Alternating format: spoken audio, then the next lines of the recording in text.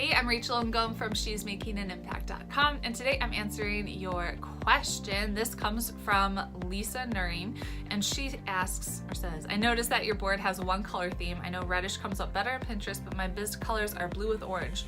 Do you recommend really limiting colors? How do you figure out how to make such amazing pins? And okay, there's a couple questions here. Let's start with the color theme.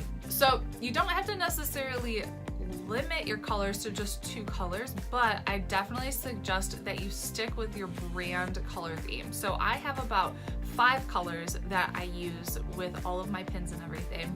And I started using the red a lot because, well, that's one of my brand colors, but the way that you see my pins that are showing up on Pinterest a lot, I tested a bunch of pins to see what was performing well. And so I had ones that were all white, and then I had some that were partly khaki, and then I had some that were khaki with red in it. And those were the ones that really performed the best and got the most repins. So what I definitely suggest you do is stick to your brand colors, have 4 to 5 colors that you're using on a consistent basis, but test out and see which ones are performing the best. And so I recommend creating 5 pins per blog post, and you can create different pins that have, you know, different colors. So maybe one is white, maybe one is your other color theme that has a blue on it, whatever you want to do.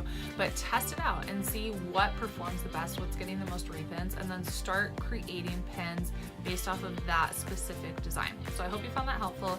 Make sure to go to pinwithrachel.com to get my free Pinterest cheat sheet, and I'll see you later. Bye.